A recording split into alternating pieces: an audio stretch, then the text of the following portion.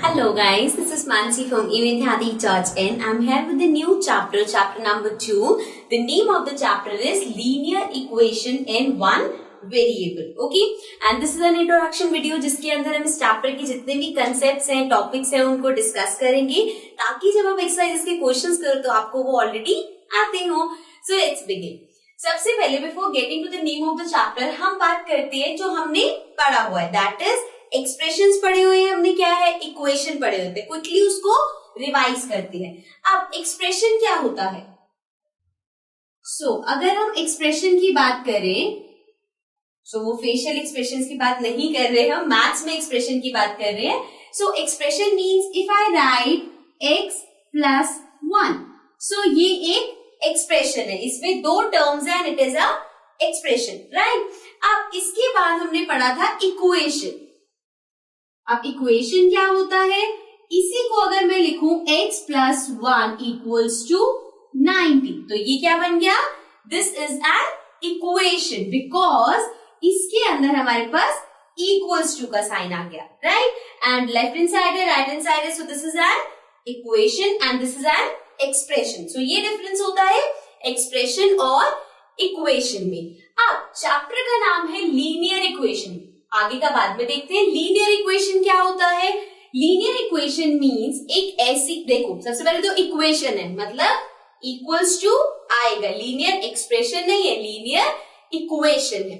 अब linear equation होता क्या है? जैसे कि यहाँ पे लिखा है x plus 1 equals to 90, this is an equation. अगर मैं लिखूं x square plus 2x plus 6 equals to 9, ये अभी भी इक्वेशन है, right. This is an equation, but ये अब लीनियर इक्वेशन नहीं है. व्हाई?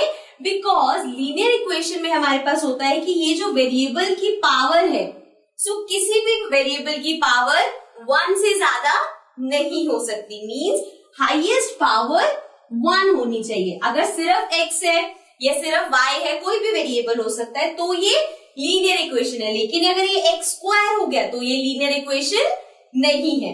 लीनियर इक्वेशन के बारे में अभी तक हमने पढ़ा कि एक तो इक्वल्स टू का साइन आएगा, हाईएस्ट पावर पूरी इक्वेशन में 1 हो सकती है, राइट. इससे ज्यादा पावर वाला नहीं हो सकता, फिर वो लीनियर इक्वेशन नहीं रहेगा. अब चैप्टर में आगे क्या है? In one variable. Linear equation in one variable. Variable क्या होता है? यहाँ पे ये x है, राइट. ये वेरिएबल हो गया. अगर ऐसे ही हम लिखे y प्लस 6 इक्वल्स टू 9, तो ये y वेरिएबल है, मतलब कोई भी ऐसे रैंडम अल्फाबेट जो हम ले लेते हैं वो होता है वेरिएबल, ठीक है.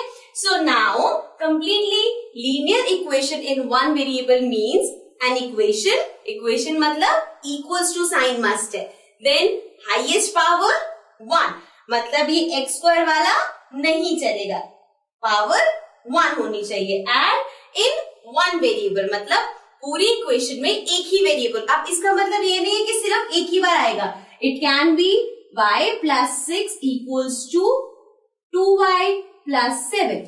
इस तरह से भी हो सकता है.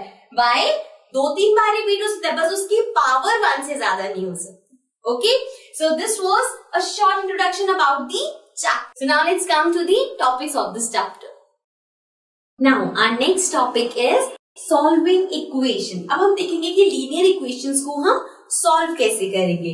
यू कैन सी यहाँ मैंने लिखा है वेरिएबल ऑन वन साइड. पहले हम देखेंगे अगर इक्वेशन में जो वेरिएबल है वो एक साइड पे है तो हम उसको सॉल्व कैसे करेंगे, एंड देन बाद में हम देखेंगे अगर वेरिएबल दोनों साइड पे है तो वो सॉल्व कैसे होगा. सबसे पहले एक हम इक्वेशन ले लेते हैं. Let's take an equation 2x minus 3 equals to 7. ये हमारे पास एक इक्वेशन हो गई जिसमें आपके पास एक साइड पे, लेफ्ट हैंड साइड पे x है, इस साइड पे कोई वेरिएबल नहीं है. अब इसको सॉल्व करने के लिए आपके पास दो वेज है. मैं आपको दोनों वे से सॉल्व करके दिखाती हूँ, बट ज्यादातर जो हम वे यूज करते हैं that is the second way which is transposing. इसको पार्ट में डिवाइड कर लेते हैं हम. एंड सबसे पहले देखो आपको यहाँ पे बेसिकली सॉल्व क्या करना है, x की वैल्यू के लिए कि हमारे पास आ जाए x इक्वल्स टू क्या है. What we'll do is left hand side पे x के साथ जो भी चीजें हैं वो एक एक करके हटानी पड़ेगी। जैसे कि x के साथ 2 मल्टीप्लाई हो रहा है, साथ में -3 है, तो ये सब हमें हटाना है। सबसे पहले हटाते हैं -3। अब -3 कैसे हटाओगे? अगर आपके पास -3 है, आप कर दो +3, तो माइनस प्लस -3 0, सो मीन्स ये कैंसिल आउट हो जाएगा, राइट। सो हम क्या करेंगे, +3 करना है हमें, पर ऐसे नहीं कर सकते कि आपने लेफ्ट हैंड साइड पे +3 कर दिया, वो पॉसिबल नहीं है। ऐसे थोड़ी कोई भी नंबर आप ऐड सब्ट्रैक्ट कर दोगे। लेकिन अगर आप सेम चीज दोनों साइड कर दो, अगर आप यहाँ +3 कर रहे हो, यहाँ भी +3 कर दिया, तो वो हम कर सकते हैं, बिकॉज इक्वल्स टू साइन है ना। अगर यहाँ +3 हो रहा है तो यहाँ भी हो रहा है, मतलब अभी भी वो इक्वल है। सो दोनों साइड पे हम 3 ऐड कर देंगे। So we get 2x - 3 + 3 equals to 7 + 3, right. Now ये तो 3 से 3 कैंसिल हो गया, हमारे पास बचा 2x equals to 7 + 3 is 10, ठीक है। अब इसके बाद x के साथ सिर्फ 2 बचा है, अब हमें 2 हटाना है, तो 2x से मल्टीप्लाई हो रहा है। अब इसे हटाने के लिए क्या करेंगे, जैसे यहाँ माइनस था तो हमने +3 कर दिया, ऐसे अगर मल्टीप्लाई हो रहा है 2 तो हम डिवाइड कर देंगे 2 से, सो 2 से 2 कैंसिल हो जाएगा। सो दोनों साइड को हम डिवाइड करेंगे 2 से, सो अपॉन 2, राइट। सो 2 से 2 कैंसिल, x इक्वल्स टू 10/2 है, 2 के टेबल में 10 आता है, राइट, 1 5। सो हमारे पास आ गया x इक्वल्स टू 5, राइट। सो ये एक तरीका है कि आप एक एक स्टेप में देखोगे क्या क्या कर सकते हैं। माइनस है तो उसको +3 करके हटा दिया। दूसरा मेथड जो है वो होता है ट्रांसपोजिंग। उसमें क्या करते हैं, let's see. So same equation लेते हैं एंड दूसरे मेथड से करते हैं। सो इक्वेशन है 2x - 3 equals to 7, राइट। इसमें क्या करते हैं, ट्रांसपोजिंग का मतलब क्या है कि आप उसकी साइड चेंज करते हो, मतलब लेफ्ट हैंड साइड से उसे राइट हैंड साइड पे भेज देते हो। तो क्या करते हैं, जब भी आप ऐसे करोगे, जैसे मान लो यहाँ पे -3 है, ये मुझे उधर भेजना है, तो ऐसा नहीं यहाँ -3 उठा के वहां -3 कर दो, ऐसा नहीं होता। आपको क्या करना पड़ेगा, अगर ये -3 है, यहाँ माइनस है, उधर जाके प्लस हो जाएगा। ऐसे इधर प्लस है तो उधर जाके माइनस, इधर मल्टीप्लाई है तो उधर जाके डिवाइड, इधर डिवाइड हो रहा है तो उधर जाके मल्टीप्लाई। ये होता है ट्रांसपोज करते हुए। सो ये हो जाएगा 2x equals to -3 हमने इधर भेजा तो 7 + 3, देन 2x equals to 10 आ गया, राइट। अब x के साथ 2 मल्टीप्लाई हो रहा है, उधर साइड भेजेंगे तो डिवाइड होगा। सो x equals to 10/2 which is 5, means x equals to आ गया 5। यू विल सी दोनों मेथड से हमारे पास आंसर सेम ही आएगा, but this is much easier and यही मेथड है जो हम ज्यादातर यूज करते हैं। ओके, सो ये हमने दोनों मेथड डिस्कस करे इक्वेशन को सॉल्व करने के लिए। Now let's come to the next topic. Now our next topic is again solving equation but this time variable on both side. अब हम ऐसे इक्वेशंस को सॉल्व करना देखेंगे जिसमें वेरिएबल दोनों साइड्स पे होगा। दोनों साइड्स पे मतलब लेफ्ट हैंड साइड पे भी, राइट हैंड साइड पे भी। सो इसके लिए एक एग्जांपल लेते हैं। Let's write 2x - 3 equals to x + 2। अब यहाँ पे आप देखोगे लेफ्ट हैंड साइड पे भी आपके पास वेरिएबल है एंड राइट हैंड साइड पे भी। सो दोनों जगह हमारे पास x है। जब भी आपके पास ऐसी कोई इक्वेशन होगी जिसमें दोनों साइड पे वेरिएबल है, सो उसमें हम क्या करते हैं, वेरिएबल्स वालों को एक साइड पे कर लेते हैं, जो कॉन्स्टेंट्स है उनको एक साइड पे। सो यहाँ पे let's suppose left hand side पे हम जितनी x वाली टर्म्स है या वेरिएबल्स है उनको कर लेंगे एंड कॉन्स्टेंट्स को राइट हैंड साइड पे। सो ऑलरेडी 2x है, यहाँ पे आपके पास है x प्लस का, इधर आके माइनस हो जाएगा। जब भी आप साइन देखोगे, आगे का साइन देखोगे, ये वाला साइन नहीं देखना, x से आगे क्या है। अगर यहाँ x -2 भी होता तब भी हम x को प्लस का ही समझते, बिकॉज x के साथ प्लस साइन है। सो इधर आके हो जाएगा -x, राइट। जब आप साइड चेंज करोगे तो साइन चेंज होगा। यहाँ पे हमारे पास 2 ऑलरेडी है, इधर है -3, इधर जाके +3 हो जाएगा, so this will be +3. Now 2 - 1 is 1, तो यहाँ पे बचा x. 2 + 3 इज 5, तो x इक्वल्स टू 5 आ गया, मतलब कि x की वैल्यू 5 आ गई. सो इस तरह से हम अगर दोनों साइड पे वेरिएबल हो तो उसको सॉल्व करते हैं. ऑल्सो अभी तक हमने x की वैल्यू निकाली, लेकिन अब जैसे हम कह रहे हैं यहाँ पे x इक्वल्स टू 5 है. अब यहाँ पे हम पुट करके चेक कर सकते हैं कि x इक्वल्स टू 5 सच में है या नहीं. तो उसको वेरीफाई कैसे करेंगे? पहले हम लेफ्ट हैंड साइड लेते हैं, उसमें x की वैल्यू डालते हैं, जो आंसर आएगा. देन राइट हैंड साइड लेके x की वैल्यू डालेंगे, तो हम चेक करेंगे क्या दोनों साइड पे आंसर सेम आ रहा है या नहीं. सो अब हम करते हैं इसको वेरीफाई.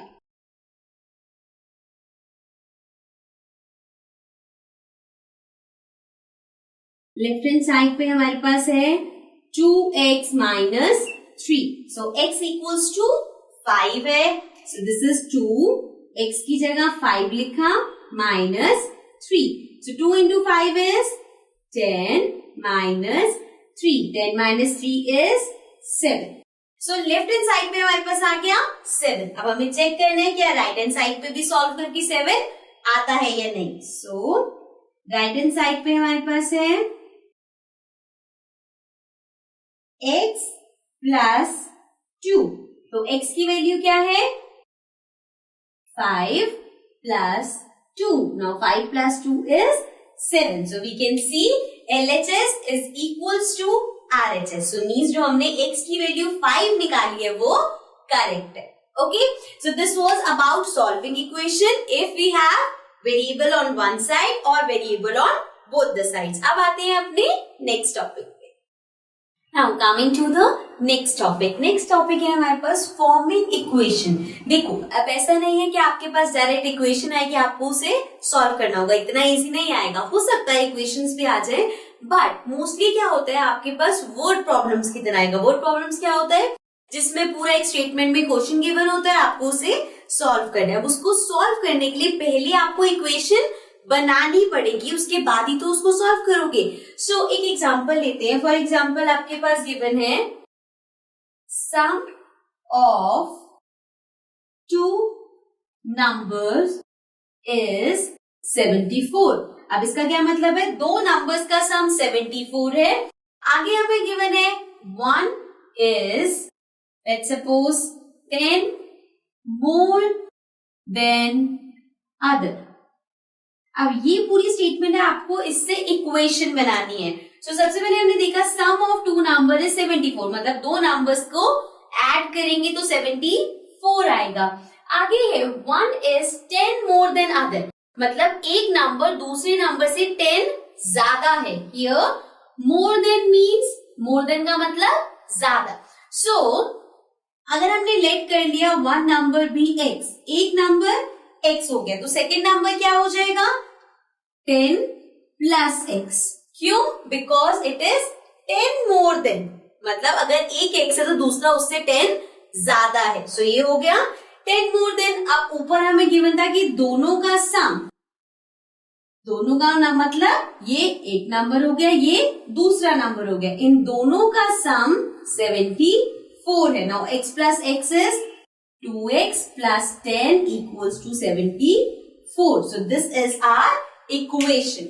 So इस तरह से स्टेटमेंट में क्वेश्चंस आएंगे, आपको पहले इक्वेशन बनानी होगी, देन उसे सॉल्व करना होगा, राइट.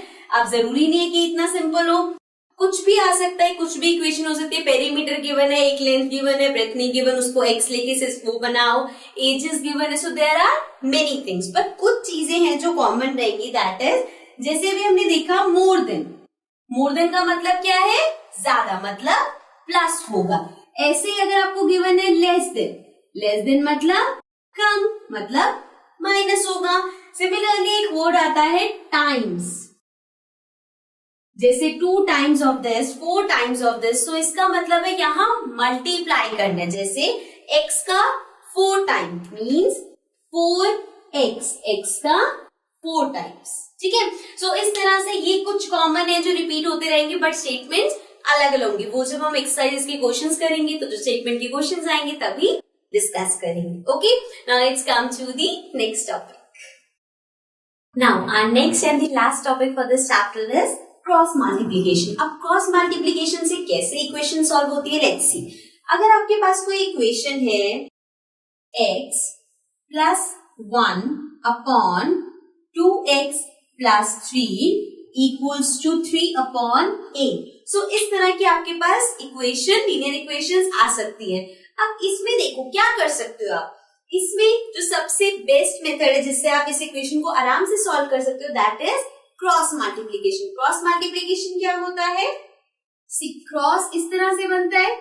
सो दिस मीन्स कि ये जो ऊपर वाला न्यूमरेटर है वो सामने वाले के डिनोमिनेटर से मल्टीप्लाई होगा. सिमिलरली यहाँ वाला डिनोमिनेटर इसके न्यूमरेटर से मल्टीप्लाई होगा. तो हमारे पास इक्वेशन आएगी 8 multiply by x plus 1 equals to 3 multiplied by 2x plus 3. Right, अब देखो, अब ये जो इक्वेशन है ये सॉल्व करनी इजी है. 8 into x is 8x plus 8 into 1 8 equals to 3 into 2 6x plus 3 into 3 9. Right, so अब x वाले एक साइड कर लेते हैं. We will get 8x, this is plus 6x, उधर जाके हो जाएगा minus 6x equals to 9 and यहां से 8 इधर आएगा minus 8. So we have 8 minus 6 is 2x equals to 9 minus 8 1. So x equals to 1 upon 2. So इस तरह से हमने इसे सॉल्व किया और जिस मेथड से सॉल्व किया उसको बोलते हैं हम क्रॉस मल्टीप्लिकेशन. सो इस टाइप के जो भी आपके पास इक्वेशंस आएंगे वो इसी मेथड से इजिली सॉल्व होंगे. Okay, so this was the last topic for this chapter. With this, we have almost covered all the topics of this chapter. Still, अगर आपके पास कोई भी डाउट है किसी भी क्वेश्चन में, किसी भी टॉपिक में आपको कुछ पूछना है तो आप नीचे कमेंट्स में मेंशन कर सकते हो and also subscribe our channel. So that's it for this chapter. I'll be coming back again with the new chapter. Till then, take care and bye bye.